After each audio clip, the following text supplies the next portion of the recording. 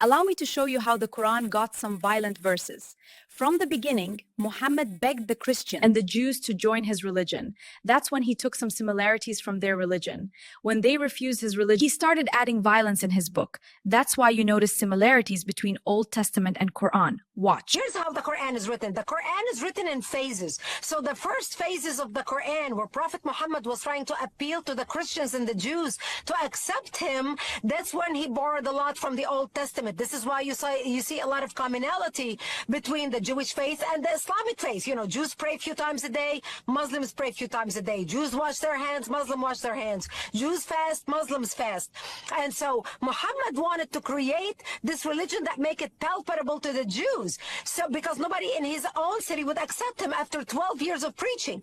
He goes to Medina and tries to convert the Jews. When they refuse to accept his religion, that's when he turns against them. That's where the new verses in the Quran, especially like Surah 9, that's when he talks about the law of an-nasakh wal-mansukh, the law of abrogation. That means if there is any verse in the latter verse of the Quran that contradicts the verse before it, or any verse that came before it, the first verse is erased and the latter verse becomes the law. And after the Jews refused Prophet Muhammad after the year of the Hijrah, when he went to Medina, when he became when he turned against them and they became the enemy, that's when we see all the violent verses in the Quran against the Jews and the Christians, against the people of the book, against, they call the Jews najis. And so this is why when the radical Islamists and the moderate Islamists get into a debate, the radicals always win because the law is on their hand.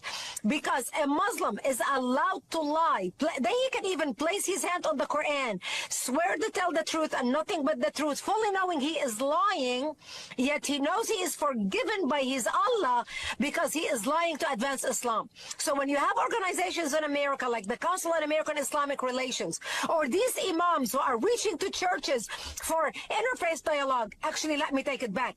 When you see pastors reaching to imam for interfaith dialogue, because it's never the other way around, when the imams lie to them, the pastor take it at face value because the pastors believe, well, an imam couldn't be lying to me. He's a man of the cloth. He's just like me.